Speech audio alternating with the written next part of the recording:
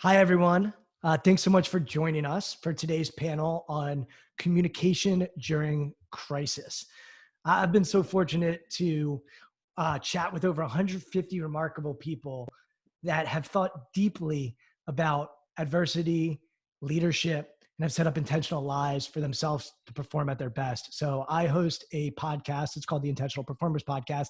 And the four people that you're seeing on this screen have all been guests on my podcast. So I know that they're qualified to talk about our subject today. And the coronavirus has certainly created challenges for so many throughout the world.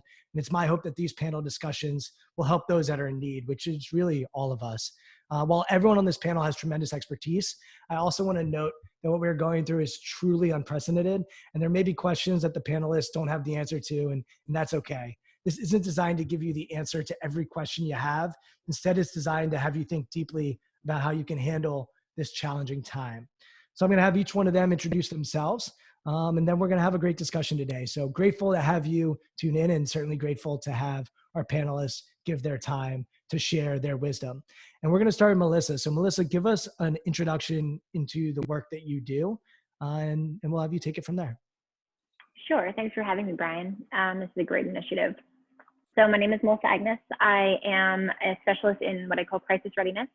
I, on my everyday, outside of COVID, help organizations become crisis ready. So looking at, it's not just about having a crisis management plan that sits on a shelf, but actually having a crisis ready culture that is able to detect things in real time, any type of incident, issue, red flag in real time, is able to assess its material impact on the organization. So is it an issue versus is it a crisis?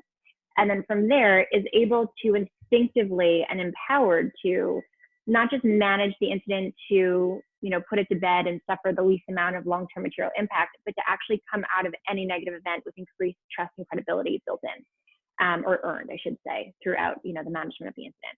So very high level, that's what I do. I have a book, Crisis Ready, Building an Invincible Brand in an Uncertain World. I just launched the Crisis Ready Institute, which is designed to really bring that culture to as many organizations as possible. Very high level, that's it. Awesome, Melissa. And when all this started going down, you were one of the first people I reached out to, just because it seemed like the world could use your message. So I'm excited to learn more from you during this time. Betsy, why don't you give us an introduction into your background and what you're up to? Sure. Thanks so much for having us on, Brian, and putting us all in the same virtual room. I'm Betsy, the coach's coach and communications specialist. My last name is Butterick. High level, I'm a coach who's always in season, who uses words in place of a whistle. My background is in athletics, and I played sports through college and then spent 10 years in women's basketball, Division I, year in the WNBA with the Seattle Storm, and then Division III and Division II. I now work full-time as the coach's coach, so an executive coach for coaches of all sports, men and women. And then I work with athletic departments and teams on the topics most important to them, specifically communication. So I run a variety of workshops, everything from championship communication to leadership communication to confrontation for connection. How do we have those difficult conversations in a way that builds trust and relationship? I'm very fortunate to get to do what I do. I have a made-up job essentially, but it's one that provides a lot of value for individuals and teams and is incredibly rewarding.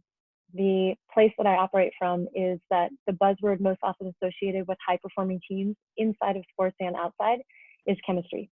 Chemistry is formed through connection, and at the heart of connection is communication.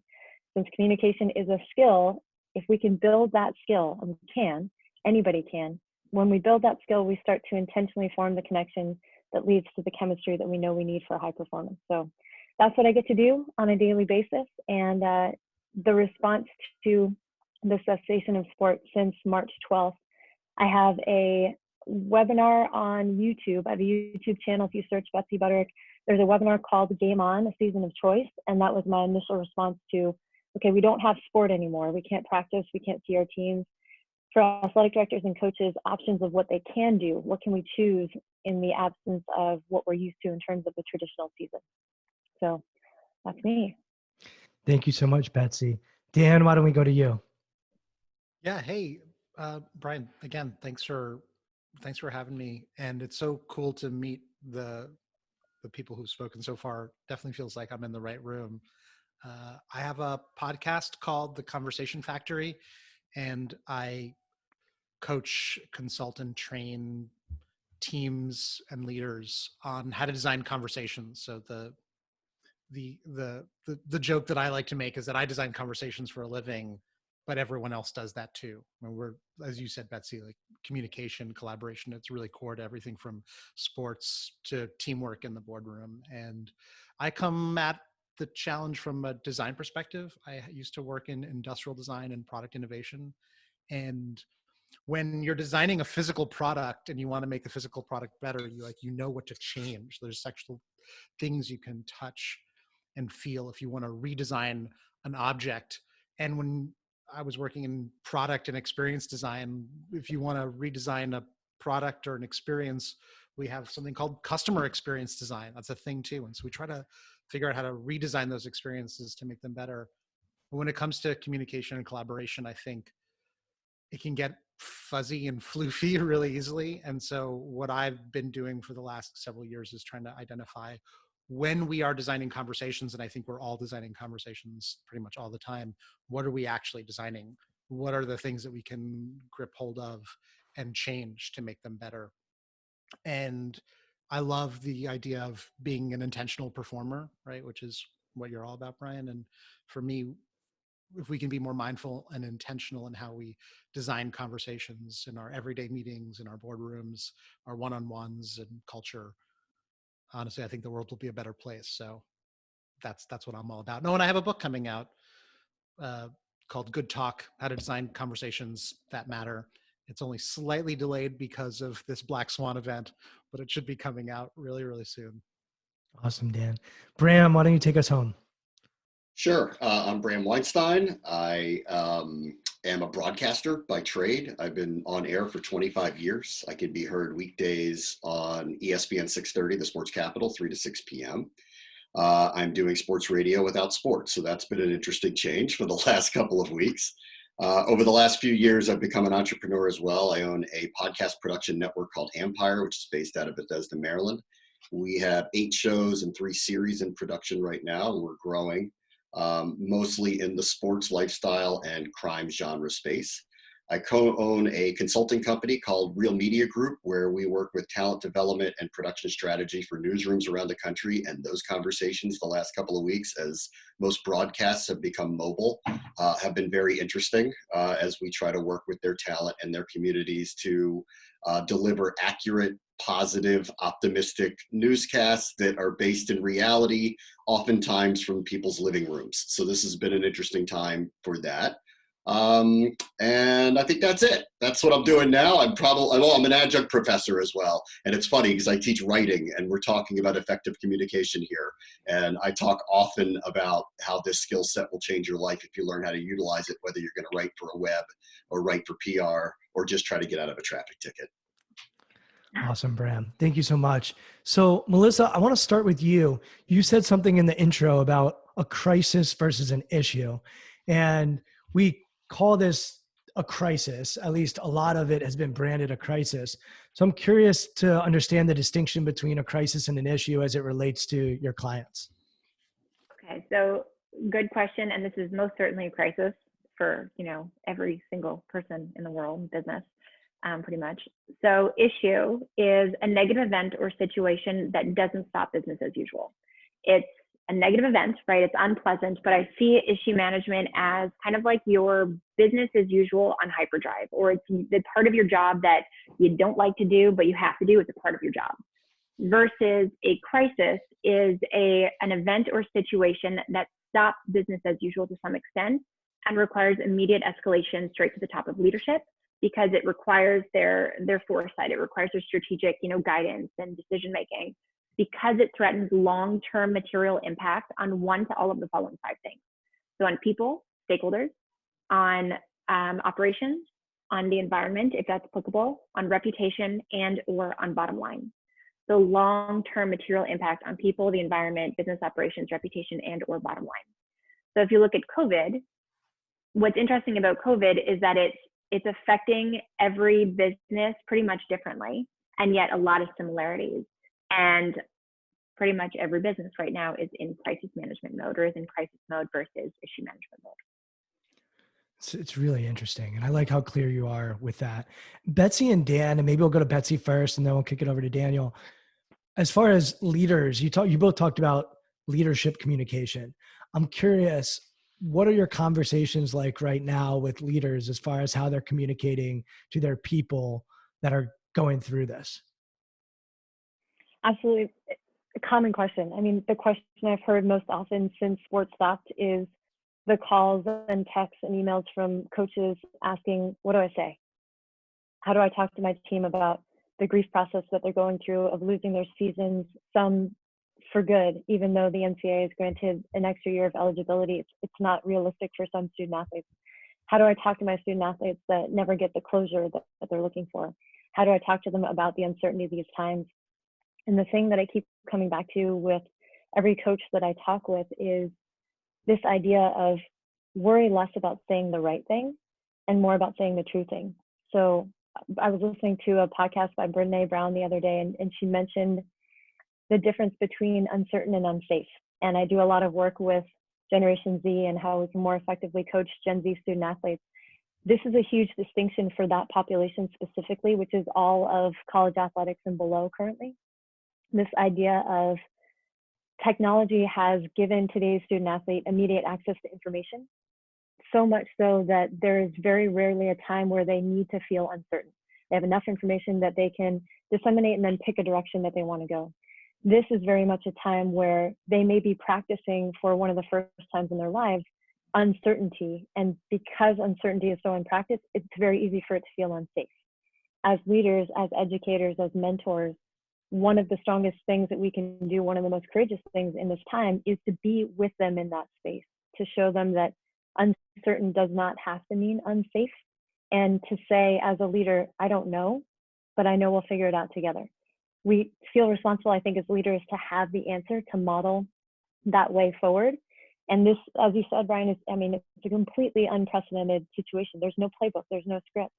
To show up as ourselves and say, yeah, this is scary and I don't know what's going to happen and we'll figure it out together. That's the best piece of advice I can offer to those looking for that answer to what do I say. Hey Daniel, Melissa, go ahead.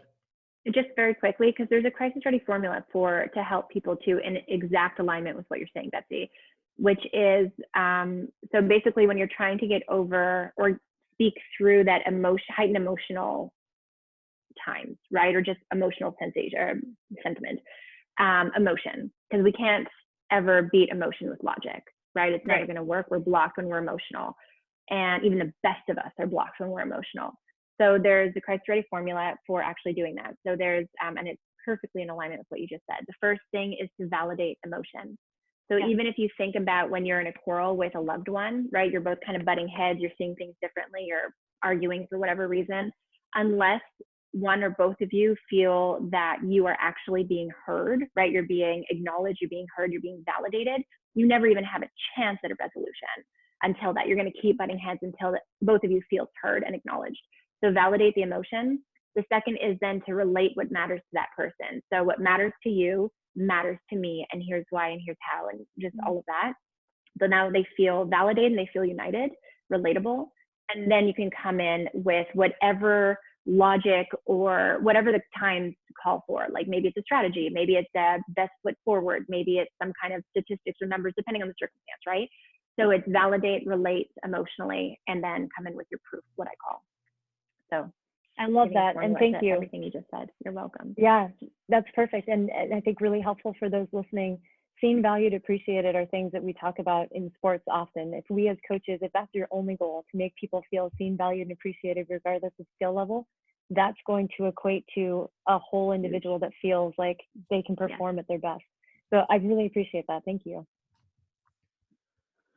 Bram, I was actually curious to get your perspective. And Daniel, I know I was going to get your thoughts on it, but Bram, I want to just kick it to you real quick. As Betsy was talking about dealing with the unknown, I thought about your job and the world that you live in, which is sports is all about the unknown. First of all, two teams play, and if they knew who was going to win, there'd be no point in playing and it wouldn't be that interesting.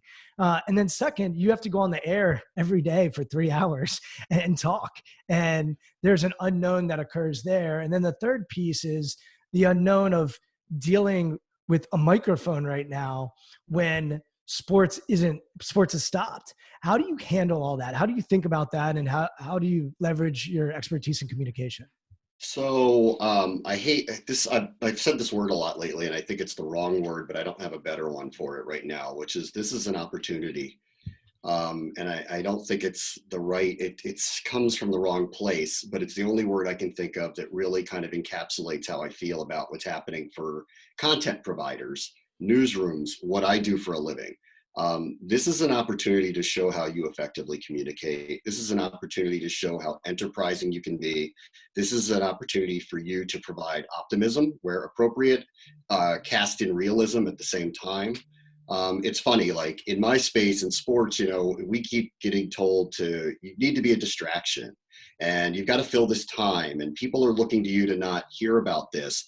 And I don't necessarily think that that's specifically the right way to go, that I think that your listeners and your audience are better served if you are as human as possible. And to try to ignore like that this is happening, I think does a disservice to you. Can you communicate in a way that helps either bring levity, optimism, and real cogent news at the same time and be entertaining at the same time? It's hard. It's not an easy accomplishment. We're in like week 3 or 4 of this now. So far, I haven't found it to be that much of a struggle yet to get through these shows. Not a large portion of it is devoted to the virus itself. However, I think it's impossible for it to not come up because I want to relate to my audience and we're all living through the same things. But this is, and I talk to a lot of people that I work with about this, that there are a lot of opportunities here. It's maybe not the right way to put it, but it is. And if you can kind of lean into those opportunities, provide a service, communicate your brand, express optimism, be helpful to your community in ways, there are things that when we get out of this, that are going to be extremely beneficial by taking that position. It's interesting, Graham, you're talking about it because I started thinking about 9/11 and when 9/11 happened and how sports went back to normal and how it played a role in our society for people. And to have everything sort of frozen right now, there's almost this notion. It's like, well, can we stop laughing? Can we stop having fun? Like even April Fools, like, can we actually have April Fools? It's this debate now. And so I think it's a really interesting question. I think everybody's wondering is what's appropriate. And I even hear you hesitating to say opportunity because it's like, is that inappropriate because people are losing lives and people are losing jobs and people are losing businesses? Yeah. Daniel, you live in the world of conversation and creating and thinking about this stuff. So what's your perspective on that? And feel free to take this in whatever direction you want to take it in. Thanks, brother. I mean, yeah, so I'll see if I can just pull a couple of threads together from what I've been hearing. I mean, yeah, Bram, you're absolutely right. It does. I'm definitely seeing, and I'm sure everyone else is seeing their LinkedIn feed just blow up with everyone writing a post about how to do remote meetings and, how to collaborate asynchronously. And there's friends of mine who have been doing this for years. And now suddenly we all have to manage it. And not only that, we have to learn how to manage ourselves. So Melissa, the framework that you put together is really similar to Yale's RAIN formula, which is about emotional intelligence. And so one of the things that I think, when I think about all of the conversations we have to have, like, yeah, we have to have that tough conversation, Betsy, with our team and with our players about the real grief and loss that they're going through. But before that, there's actually a conversation we have to have with ourselves. And it's actually really, really easy to, as a leader, to leave that conversation off because there are so many other people that we are concerned about taking care of. But self-management and self-awareness is without a doubt the most important component, I would say. If that's not there, that's foundational. Everything else falls apart. And so the 4 steps of Yale's RAIN is recognize what is happening, allow life to just be as it is, investigate your inner experience, and the N is non-identification. And that's actually really hard. If you talk about designing a conversation, that is a hard design to do with yourself. And so when I teach facilitation to people, the first thing I say is you have to be able to get in touch with what's going on for yourself. You have to be able to be mindful and aware and to connect with, I'm uncomfortable, I'm nervous, I'm grieving. These are uncomfortable emotions. And I think that's what a leader needs to do. They need to be seen and they need to say what they're experiencing. If they're just saying, we're all going through this or you're going through all this, I don't think it communicates in the same way as saying, I am just as scared as you all are right now. And there's a lot of uncertainty, but what I do know is blank. So And yeah, sorry, go ahead, Brian. Daniel and Betsy, I'm going to just jump in and then feel free to. But there is this challenge for leaders where we've been told vulnerability is a good thing. Brene Brown, who Betsy mentioned, has been, trumpeting that. And then I'm hearing you talk about being human and being truthful. And there's research that shows that when leaders are too humble and they're not providing, answers, and they're not saying, hey, we're good, this is the direction we need to go in, that can backfire as well. So I know a lot of my conversations with my clients is trying to figure out that line of, hey, I want to be vulnerable and let them know that this is difficult for me too. And I'm here to support our organization and do what it takes to help you. And I'm here for you. And so Daniel, jump in, and Betsy, I'm going to jump in. Can I jump in? Go. I don't think it's a line that you're on one side or the other. It's a line in terms of there's a spectrum and you have to move around it. Great. And so obviously on one side of the spectrum is like just crying alone in my room or actually feeling nothing. On the other side of the line is like pretending everything's fine and then telling everybody it's fine, and which is like not the right side of the spectrum to be on. It's our job as leaders to create a safe space for others. And leaders have to be able to find their own safe space, which is why people need coaches. That's why people come to Betsy. You create a safe container where they can process what they need to process and then design their approach to sharing what parts of themselves they are going to share that seems safe to share with others. So I wouldn't say it's a line. I think it's a spectrum and we each have to navigate it. But I mean, I'm sure a lot of you have seen, like, what was it? The Marriott CEO. He was really real. He was real, and everyone was commenting about how connected they felt to him because he was expressing what he was going through. Nobody is in this day and age wants like just an iron jaw saying we're all going to get through this. To pivot off of that, Daniel, absolutely. I mean, the phrase "nothing resonates like authenticity" is true for a reason, and more than right, wrong, good, bad, poised or dismantled. Being authentic and connecting in this time of physical isolation is one of the most constructive ways forward that I feel like we can have as a society, as a community. And that same question of, what do I say? There was a coach this past Thursday who was meeting with her team, and they have international players. So this is a team meeting that happens once a week, given their different schedules. And it was Thursday, and just was checking in with her. I said, how are you doing? Like, what are things like in your world? And she said, I'm really having a tough time, but I'll get it together by Saturday. And I said, what if you didn't get it together? Like, what would that look like if you showed up to your team and said, hey, I'm worried about my elderly parents that are in a hot zone right now. I'm stressed about the fact that, I might have to let one of our assistants go. Now, they don't need to tell them all of those details, but to show up with whatever is going on for you, and or to take some of the responsibility off yourself and put it towards them, to ask questions that allow for them to have dialogue to the point where you don't have to say much. You can simply absorb and be with your people in a way that feels connected, and yet taking the responsibility from having to show up as a certain thing or in a certain way. I agree, Betsy. And I think it's a choice, or it should be a choice. For sure. Leaders should be aware. People need to be aware that they have choices, and a choice could be to show up and pretend to be fine. Right. And that is like, if that's what you think the group really needs, that's your choice. But I think, like you said, everybody's got access to so much information, and pretending to be perfect is it's not a long-term strategy. It's eventually something's just going to be a crack. And Bram, you mentioned opportunity, and there's so much opportunity right now. I think I've thought of it personally as a time of innovation. We're seeing coaches have to innovate in the ways that they recruit virtually.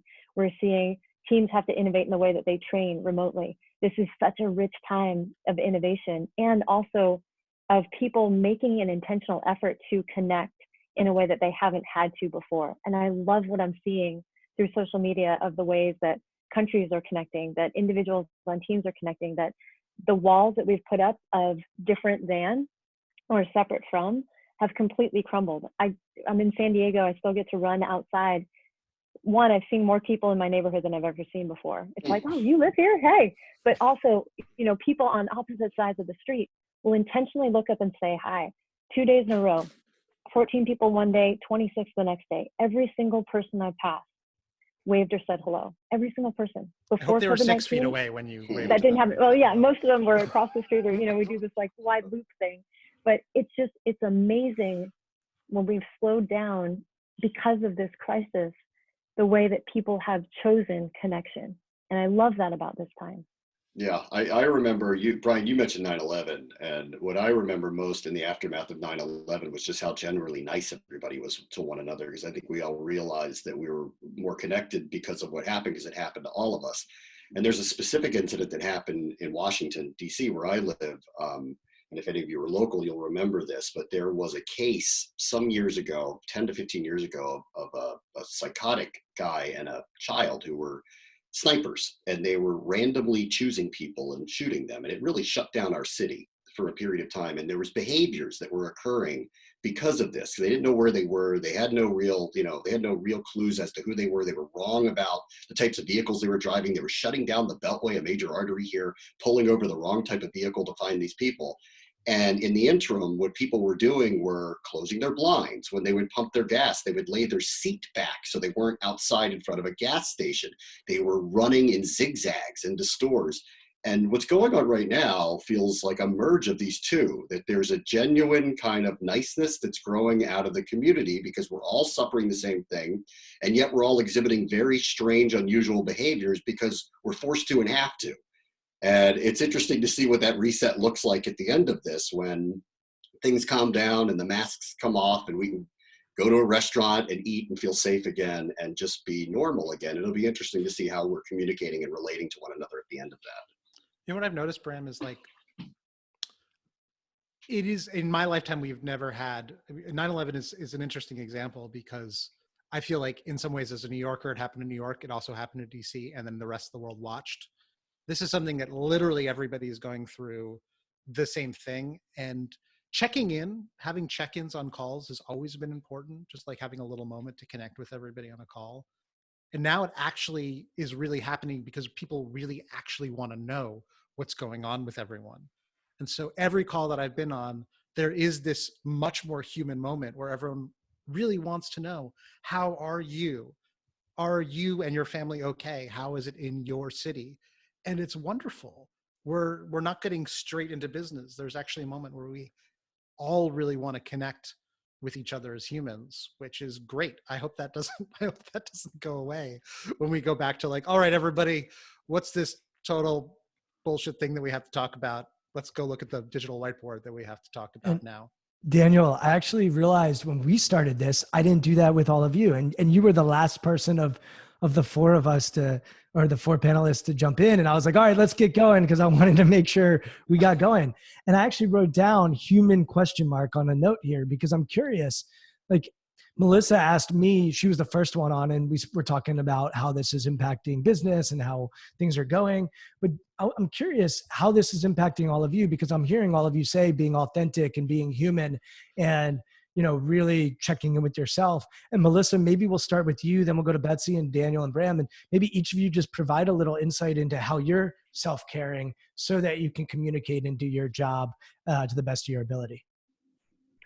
I don't know about all of you at all, but I find there's good days and there's bad days. Today's not such a great day. Yesterday was an okay day. Friday was a great day. It's what I focus on is how I can, what's in my control, what can I do, how can I help, how can I serve, who can I serve, how can I spread messages that actually resonate and actually provide value. But even then, I have to remind myself consciously to stop doing that, because otherwise you're just going to end up spinning your wheels, right? So I've designated 1 day a week, which is big for me, to do nothing, to do no work related to anything. There's no technology, there's no news, there's no reading, there's no, unless it's like personal reading. The first Sunday that I did that, I'm self-quarantined today's 21 days, and I'm self-isolated in Florida with a friend. And the first Sunday that I did that, she looked at me, she's like, it doesn't count if you're stressing about that you're not working. Like, that doesn't count. And so that was the first half of the Sunday. And then the It second still half counts, of the Sunday, Melissa. Your roommate's it wrong. really doesn't. No, she was completely right, because I wasn't taking a pause at all. So I ended up, putting on some yoga clothes, getting kind of some fresh air, and then doing a video for Instagram where I kind of just talked about that and said, the challenge for me to stop is I don't know how to stop, really. So, but you have to stop. And then the other thing is that I create a space where, I'm sure that many of you can relate to this, and create a space talking with leaders who are strong for everybody all the time. And then when they talk to me, they're allowed to be human, right? We create a space where we can talk about how they feel, what they're going through, and then we can talk about business strategy afterwards. And so on my end, most days I'm able to kind of just zip up and take it, but not take it, and then give what I can give in terms of energy back. And then I find there's a lot of that right now. There's a lot of energetic weight in the world, and some days I can't just zip up. So it's an interesting curve of, how do I balance all of that? And I don't really have the answer fully yet, because I find that it's kind of getting worse as I go. I'm just experiencing more of the heaviness as I go, and so trying to counterbalance that. I don't know if that made any sense. It does. Yeah, it did, Melissa, and I thank you for your honesty and transparency. I feel like you just told my story in a lot of ways of the first 2 weeks. And I go for March 12th because so much of my work and world revolves around sports. So when that stopped, the real work began. And I got to the 2-week mark, which also felt like maybe 5 days. I mean, the time went so fast because I was going. And it wasn't until a friend and colleague who's a sports psychologist sent me a message and said, have you stopped yet?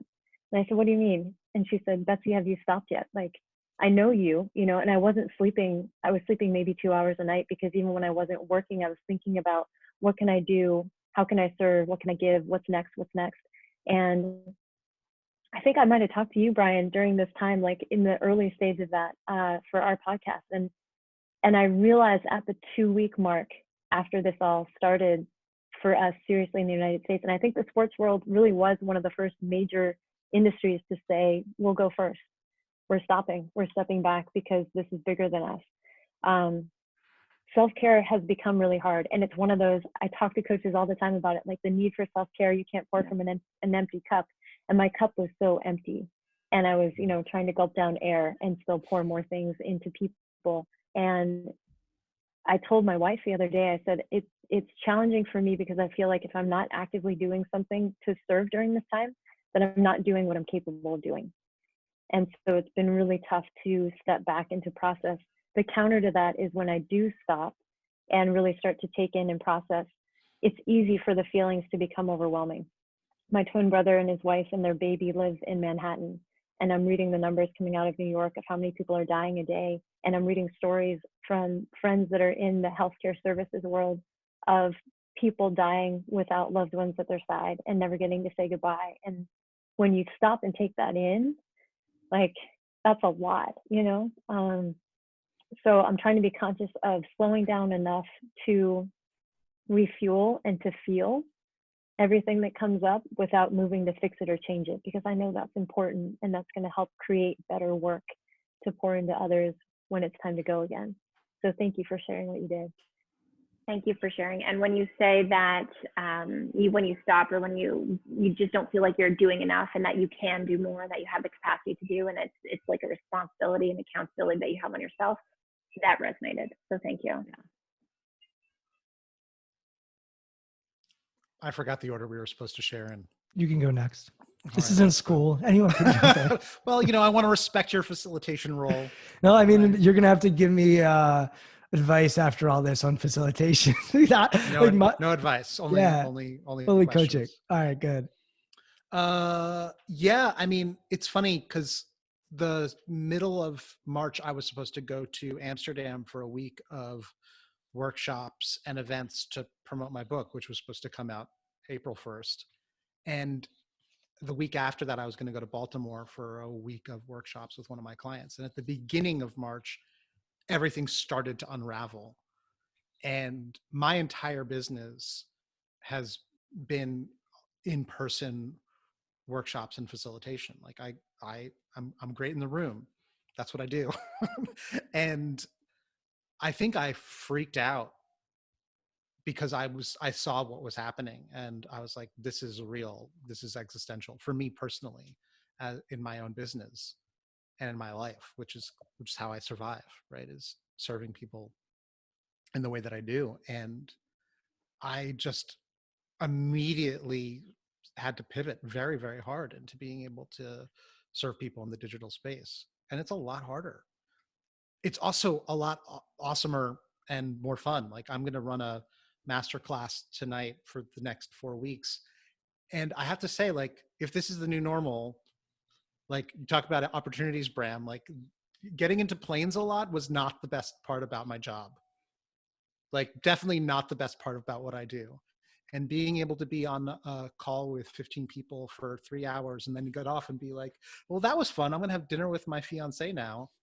Um, that's actually tremendous. But also this whole month, Melissa, you were spot on. Like, it's been excruciating and enervating to constantly feel like I have to do and to think and to make and all that stuff. And on top of that, I was supposed to get married in June. And my fiance and I have had different metabolism rates of that fact. My parents are in their late 70s, and in June they will still be in their late 70s, and there will be no vaccine. And I proposed this essential concept to my fiance early in the month, and I was like, this is still going to be true. And she was like, you're being cynical. I'm like, I'm being super realistic right now. And then a week later, we sent an email to everyone saying, like, maybe look at your cancellation policies. And that was a really hard email to write. And then a week later, she was like, I just canceled the wedding. I was like, you emailed everyone without talking? She just shot way ahead of me. And they're like, we're canceling. And yeah, there's a lot of grief about the parts of my life that are no longer normal and the things that I can't have. Like, we're not bridezillas, she and I, but we designed a affordable wedding that felt like us, and we designed that ceremony. We storyboarded it out, and I'm like, well, maybe it happened in an alternate universe, like, because I can picture it. I can picture the wedding that we wanted to have, and it's like, maybe it did happen in another universe, and I can still enjoy the fact that it kind of happened, and I can laugh about it with you all. But there's definitely been parts where we're really sad about the fact that we've lost that, and that's real. But when I look at what I've lost compared to like what you talked about, Betsy, like, I'm in New York City too, and there are not bodies piled up outside of my window, but it's serious what's happening. You know, I have a friend whose father lives in Elmhurst, Queens, across the street from the hospital, who is in his late 70s, and he has to bring his dad food because he can't go outside. And so, like, that's what's up. That's what's happening. At the same time, and I'm sorry if I'm ranting on this, but it's like, I think one of the biggest challenges is that everyone is having their own experience of this. And to say that, like, oh, I can't feel sad because I'm not actually dying or have somebody who is directly dying, that's not a position that I think anybody should feel like they should put themselves in, which is like, you know, my problems aren't as big as blank. I'm in a men's group, and I co-facilitate the men's group. We've had to move that remotely, and it is a lot harder. And I listened to a radio story about AA and how I'm like, okay, my men's group is just so I can, like, be emotionally intelligent, and like, it's like better than therapy. Can you imagine AA?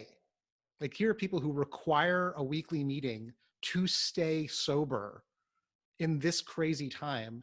And you have a lot of older alcoholics who are not that good at this technology stuff. But Daniel, it's interesting what you just did, which is, sorry, yeah, I'm you ranting. you just took perspective. And so there's a difference between comparing and perspective taking. Yeah, and that's fair. If I've done nothing else during these conversations, is people's perspectives have been amazing to hear. And I think it's an important aspect to have. And I like, no one's trauma is any worse or better than anyone else's. Like, trauma is trauma. And I can have perspective and gratitude for the fact that I'm not in the hospital right now and that I am healthy for now. I think perspective is important. Bram, I want to get your perspective on all this. Good transition. I watched good job.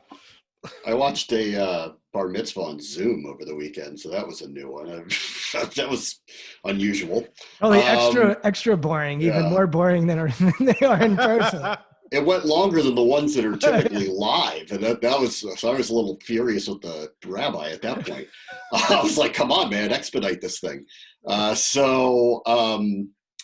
My perspective is, honestly, maybe I don't know. I this probably doesn't sound right, but like I'm all right so far. I mean, like I'm not. Listen, I'm trying not to focus on all the terrible things that are going on. I'm cognizant of them. I have 2 kids at home. My goal is to shelter them as best as possible, and not to lie to them or not tell them what's happening, and explain that this is an unprecedented event that hopefully will never happen in their lifetime again. Explain why play dates aren't a possibility right now. It's also been a time to get back to some of the things that make me happy that I haven't had time to do. Like I'm cooking a lot now, and I'm creating some things that I haven't done before. I'm changing exercise routines, and I like being home with them. Like when you go and go and go, sometimes you lose sight of the things that are most important to you. And they're comic relief for me, and they're fun to be around, and it's nice to take care of them. And I also have an older mother who watches, in my opinion, a bit too much Fox News. So there's been some discussions of please stop going outside.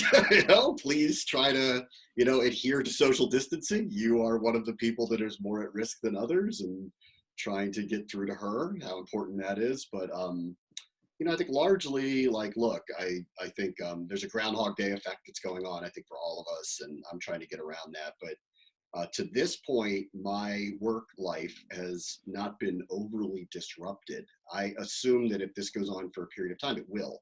And then my days will change, outside of me being in my basement as opposed to my studio. But I'm using the things that really make me happy to kind of get me through it. And that's my kids and my family, and the optimism that we're going to get through this, and that we're a smart world and we have smart scientists who are going to come up with solutions, and we'll be kicking off a football season before we know it. And Can I? yeah, go ahead, Melissa.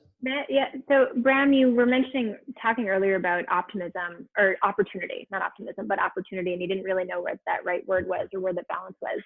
I teach a thing in terms of crisis-ready cultures, and it's about choosing your lens. And that's everything that I hear from you every time you've spoken is you're choosing your lens. You're choosing to see things from an opportunistic, in a good way, in a how can I serve, how can I do better, how can I bring better to myself, how can I bring better to my family and to your audiences. So just kind of for what that's worth, it's we all, we talked earlier about it's everybody has a choice. Everything in our every single day, all the time is a choice. We're lucky to be able to make the choices or have the choice that we have. In every single moment of every single day, and choosing your lens is a choice. And I think that you're a great example of that. So thank you. Thank you. I mean, like, I'm not trying to be tone deaf because I don't want this to come off the wrong way. Like, I'm extremely cognizant of what's going on, and I'm worried about it too. And we have friends in Manhattan who 2 weeks ago I was begging to leave and just go somewhere else, be away from the epicenter of this. And but I do really want to focus on the great things in my life, and I think that it just better served for mental health for everybody to remain optimistic about all this, that this time shall pass like all others, but to be safe in the meantime, and be cognizant of what's happening in your surroundings, but to use this time to reflect on how you can better yourself. And for me, that's learning how to make my own homemade curry. So that makes me feel good to do it. Yeah. It's So also good for your health, Bram. Yeah, there you go. Daniel, I think you nailed it when you were talking about the idea of should we be vulnerable or should we be powerful, right? Like the idea of polarity, in the sense that we can actually hold two things at once. And I think it's a really important reminder that people can be scared and grateful at the same time. And that's actually like a pretty human experience. And too often we say you should just be grateful. It's like, wait a second. Well, you And should that is also feel leadership. scared. Yeah. So being able to actually contain that set of emotions. Yeah, Einstein hold it. actually defined genius as, oh no, wait, it was who wrote The Great Gatsby? Fitzgerald. F. Scott Fitzgerald said it is the mark of a first-rate intelligence to be able to hold two opposing ideas at the same time and basically not like fall apart or deconstruct. You can Google it. And I think when it comes to emotional intelligence, that is also true. To be able to say, I am sad and this is hard, and there is going to be a tomorrow and we have to get ready for it right now, everyone. Both of those things are true. Yeah, I think it's an and situation. So I think this is a lot of an and situation instead of a but situation. And for me, and I'll just share, and then we'll start winding down here, is my daughter who's 3, and Bram, as you were talking, I could relate to it. Like she has been mommy, mommy, mommy all the time since she was born. And I'm a pretty present dad. I'm home almost every night for dinner. I try to limit the amount of planes I'm on, like Daniel was talking about. I put my office as close to my house as possible. And so, like, I've created an intentional life to try to really be in service of my daughter, but it hasn't worked up until now. I will tell you, in the last 3 weeks, my daughter is now hugging me and kissing me more than ever. And like, what's more important than that, than to like actually create a bond and connection with my daughter? And I think it might be because after we record this, I'm going to go down and just see her and just be here and just, and instead of watching sports at night, we're talking, or there's just been more of those little connections that we've been able to make that I think are the connections, those little moments that often lead to threads. So there's hope for all of us. If my daughter starts to ask me to rock her at night instead of her mom, and it's been glorious. And this has been difficult. And I think difficult things, just because something isn't easy doesn't mean it's not valuable. And oftentimes we grow from challenging times. And so I think, Bram, that's what you're hinting on when you said opportunity, and clearly everybody else, it's resonating with them, is there is an opportunity here to grow, because anytime we're challenged or uncomfortable, there is an opportunity to grow. It doesn't mean that we do, and it doesn't mean that we don't have to take care of like things to survive. Of course, like people need to do basic need type stuff, like bottom of the hierarchy of needs type stuff right now. And there's privilege in the ability to spend time with my daughter rather than working at a grocery store. So this isn't an apples to apples deal, but I do think it's important for people to think about those types of ideas and concepts that you're hitting on. All right, here's what I want to do. I could talk to you all forever. Love listening and learning from you all, but I want to respect our time. And so, Melissa, I'd love for you to go first. First of all, you mentioned your book and what you're up to now. I also want you to just hit on at the end, and if you have to jump off, totally cool. But I also want you to just hit on if there's anything that we should be doing differently when we're in crisis, because I heard a lot today from Daniel and Betsy and yourself, like, hey, this is what great communication looks like, and this is what leadership looks like. But I am curious if there's anything that people should be doing differently because we are in a crisis. You said, hey, everybody's in this. Is there anything that you recommend people shift how they communicate in a time like this? So promote, and then if there's anything that you think people should be shifting during this time. Let me answer that one first. It's really, really easy to get fear-based reactions, or to execute on fear-based reactions and fear-based actions. So when you don't know where your business is going to be in a month or in a year because of right now, and you have no foresight really to tell you what that's going to look like, it's so easy to want to go out and kind of just creatively market something, or just make the wrong decision that is fear-based today that doesn't serve you tomorrow.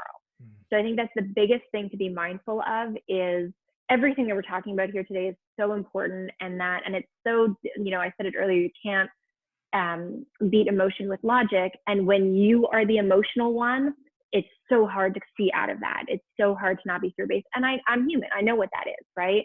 I know what it is because I see it with my clients. And I know it is because I experience it myself.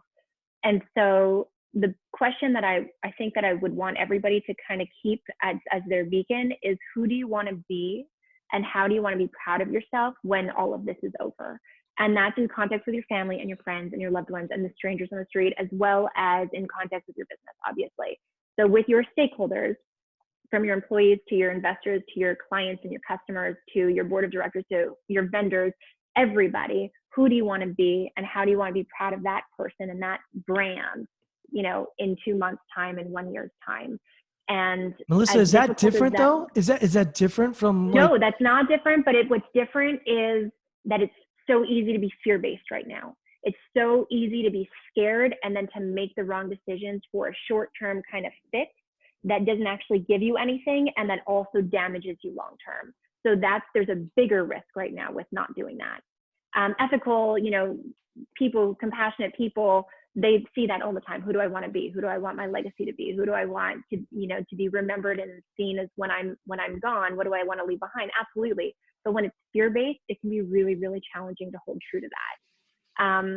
So that's what I'll leave with. And then a thank you to you, Brian, and to each of you. It's been fascinating and really wonderful listening to all of you. So thank you for taking the time, and thank you for creating the space, Brian, for all of us to be here. And then the two things is the Crisis Ready book, Building an Invincible Brand in an Uncertain World. It is a roadmap for managing this crisis, as well as building that crisis resilient culture moving forward.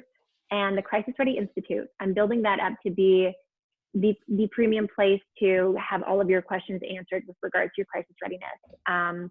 It's brand new. It just launched. It was scheduled to launch in a couple months. It launched prematurely, or not prematurely, but early because of the setting. And I just kind of, Betsy, to our conversation on it, what can I do? What can I do? What can I do? Is let's get an ad hoc website up and let's start blogging. Let's pull my community together and start getting resources out there. So crisisreadyinstitute.com is where that's at. And again, thank you. Awesome. And you're also on Twitter. Melissa. All of you are tweeters. Melissa, where can people find you on Twitter? Melissa_Agnes on Twitter, and then Melissa Agnes everywhere else. Thanks, Melissa. And Melissa's got to jump. She is about to do a webinar for 2,000 nurses. And so she emailed me and said, hey, Brian, do you mind if we have a hard stop? And so the hard stop is right now. So Melissa, thank you for giving us your time. And please give those nurses our best. I mean, talk about privilege and what they're going through. So we appreciate it. Yeah. Thank you so much. Bye, guys. Bye, Melissa. Take care, Thanks, Melissa. Betsy, why don't you go next? Yeah, and a little sad, Melissa had to sign off because I wanted to circle back on the message she shared is really important. And that question, the central question, keeping in mind of who do I want to be during this time? What I've been talking to coaches and administrators about is history will remember March 12th as the day sports stopped. That's part of our history now. The story yet to be written is who were we during this time and what did we do? So what's the story that we want to be able to tell about this time with our team in the future, with our program in the future, with our organization, with our university, with our families, with our friends? So we talk about choice a lot today. We get to choose how we want to handle ourselves in this time. We get to choose what it is that we want to focus on.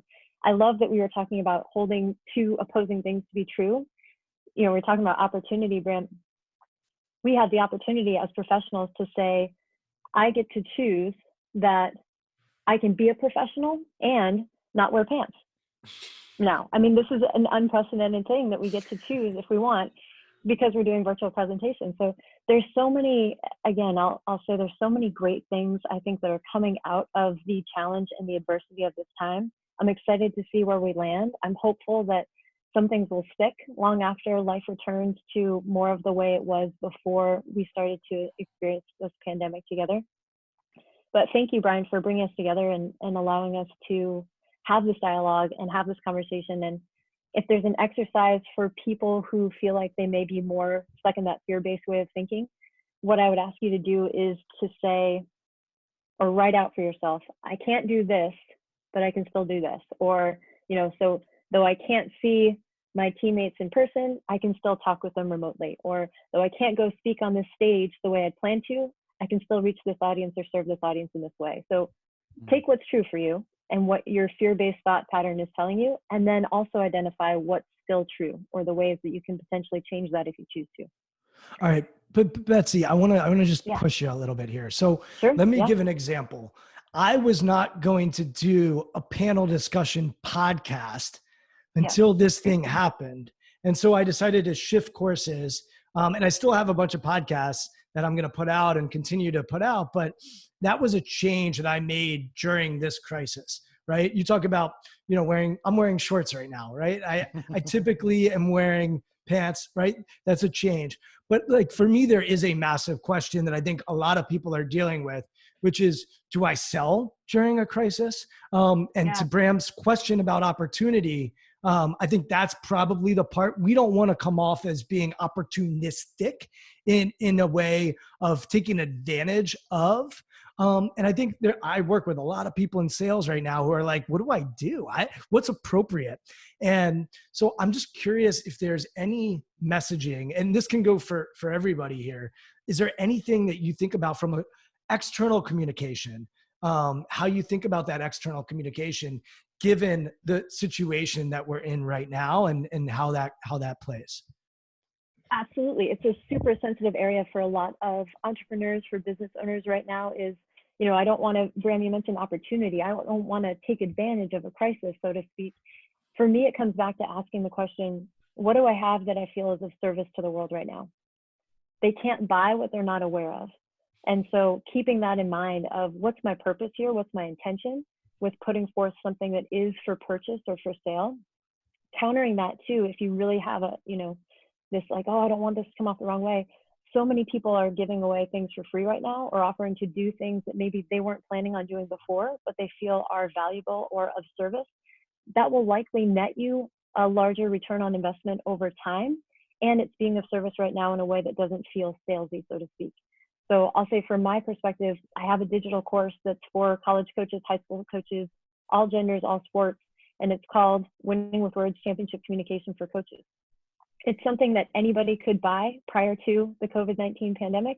And now it's something that coaches are seeing, well, I'm here at home. I'm looking for ways to develop myself because I can't go to the Final Four convention like I planned. I can't meet with my sporting organization the way I plan to learn and grow. So it's something that they can do from home. If I don't let them know that I have that product, an opportunity available, they can't benefit from it.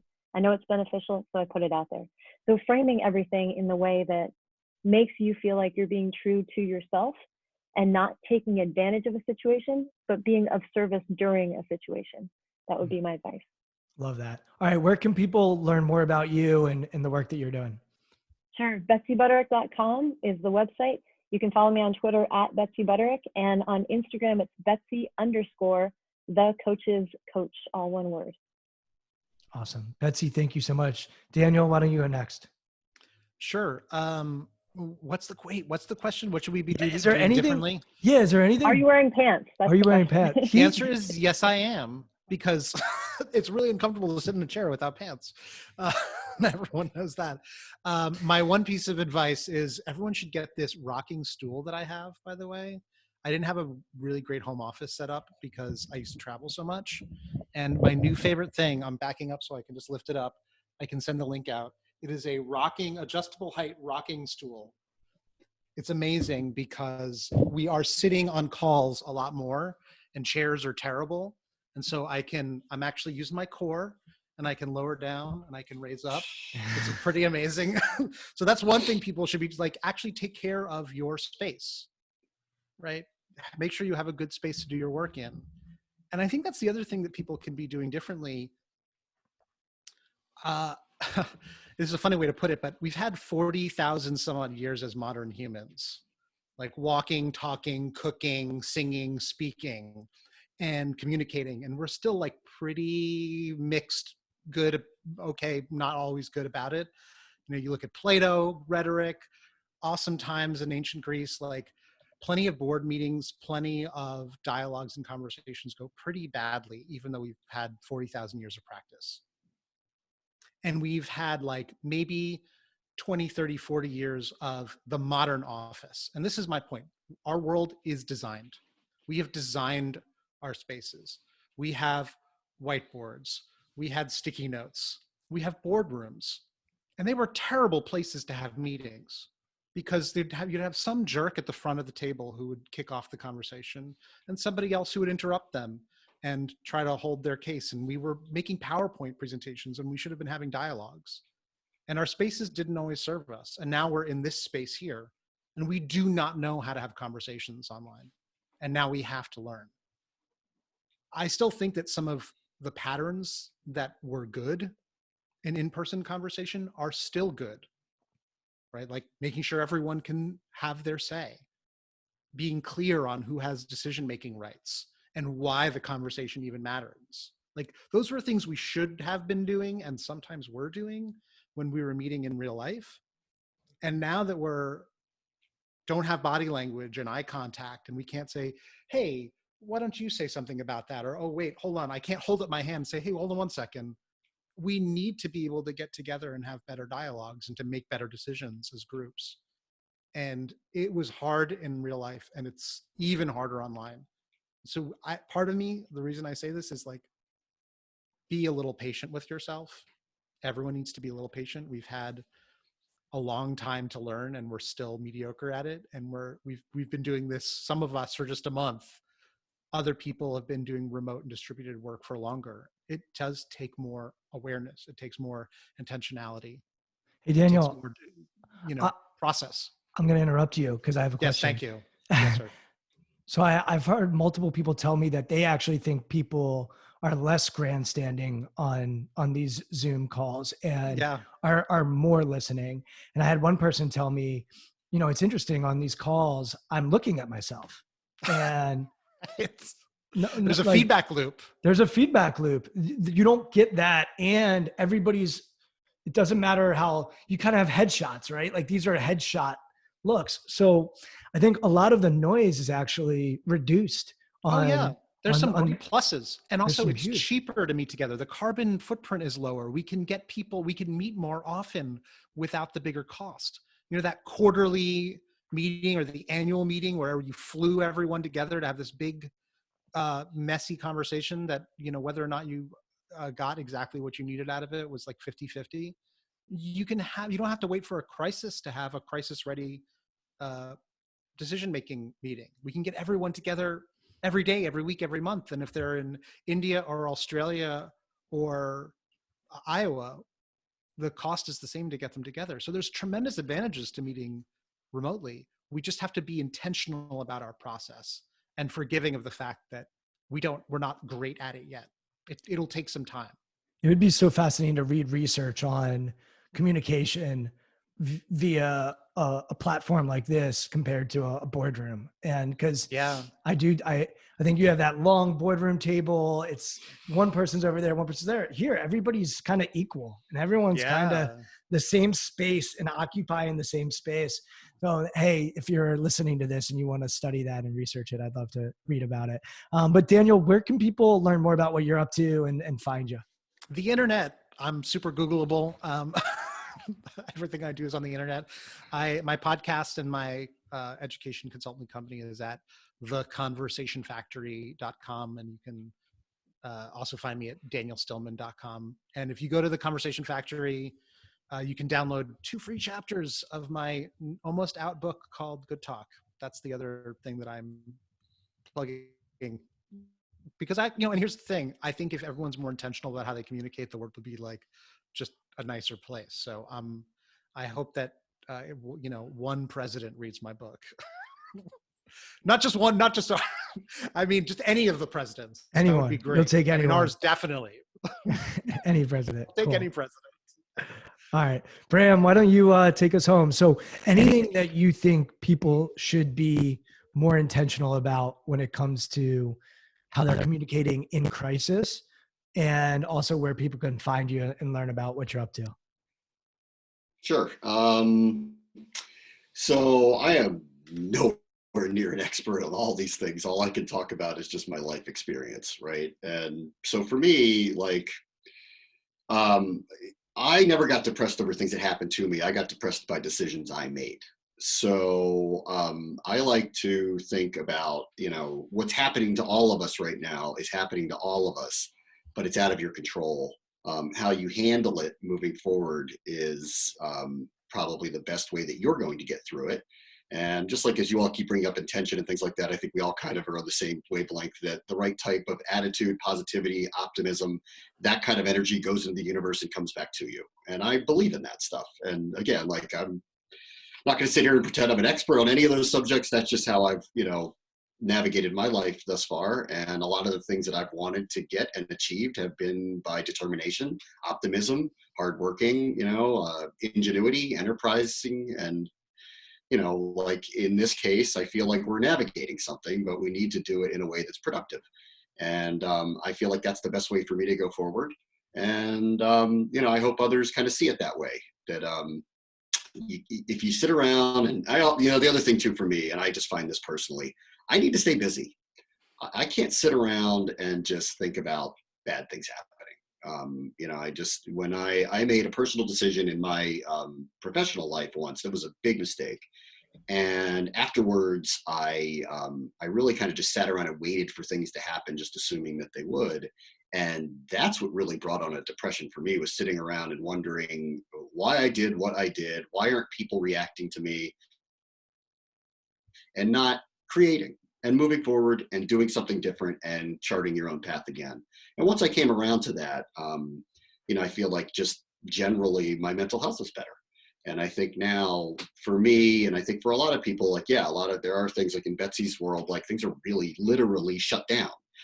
In my world too, to some degree, but they are, and that's got to be hard. But there's still opportunity here to either personally grow, professionally grow, and probably in very different ways than you anticipated. But my best piece of advice, at least from my life experience, is to do that and to move forward and to take the cards that you're dealt and make the best hand that you can get out of it, and don't sit back and ruminate over the bad stuff. That's my opinion on it. Finding me, yeah, find me. Let's see, Twitter, RealBramW. I don't post a lot. I'm more of a lurker there. My company is Ampire Media, AMPIRE media.com, and we create podcasts. And doing a lot now with mobile workforces and workplaces changing. Internal communications is a big issue and thing that companies are trying to navigate.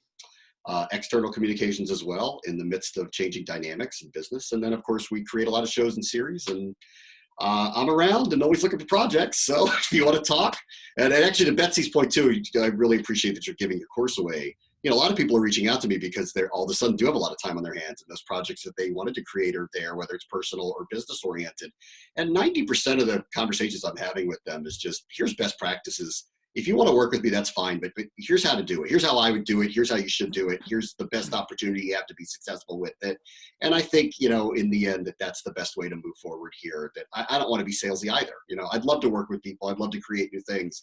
But if I can help them put their best foot forward by using some of the expertise I have in my craft, then that's the best outcome I can come up with.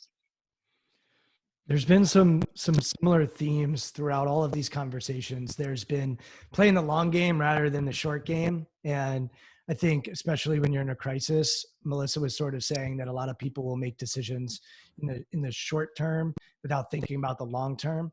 And so thinking about the long term, also going back to your purpose and whatever your purpose is, and tapping into that right now. And so for me, like, that's been what this has all been about for me, is I want to be in service. And there's two things that I've really tried to be in service to when it comes to myself, is lifelong learning and connection. And so for me, this has been somewhat selfish in the sense that I get to learn more from people that I already know I like learning from. And then I get to connect with them, and hopefully they get to connect with each other. And then furthermore, by broadcasting it, it gives others the opportunity to learn, and others the opportunity to connect with people that I believe in and people that I've been fortunate to have come into my life in some capacity. So I want to thank you all for being here. And I encourage everybody to continue to learn from these people, as well as whoever else might be in your headphones or on your laptop or your TV, that is intentional and helping you show up to be your best. And I'm on Twitter at Brian Levinson, Instagram intentional_performers. And you can listen to all these conversations at intentionalperformers.com. If you're watching this on YouTube, hopefully we showed up as best we can. And then if you're listening to this podcast, hopefully you got some good nuggets. Thank you all so much for being here, and looking forward to many more conversations with all of you. Daniel has something to say, so I'm going to let Daniel go. Yes, I do. I have one more thing I want to give away to people. I didn't even realize this is something that I'm doing, but if you want to be able to connect with people better from afar, there's a little trick that I do. I use the back end of an upside down sticky note, and I put a smiley face on it. And that helps me look at the camera and connect with people more. It's actually really hard to connect with people when you're far away. And that's just, I posted it recently. I didn't even know it was a thing that I did. Somebody noticed it on a call that I was on. And it's just, if you want to connect with people better, like, it's hard to look at that little dot. So that's just I just want to make sure I gave somebody something free and actionable that they can do right now. Well, for sharing now, what makes me happy is staring at this picture of me and Shaquille O'Neal. Okay. So how old are you? How old are you in that? Behind your camera? Let's see. This is from the early 1990s. He was just drafted. Pants. Look at his pants. Look at his necklace. Look at my jacket, it doesn't fit. I mean, look at that tie.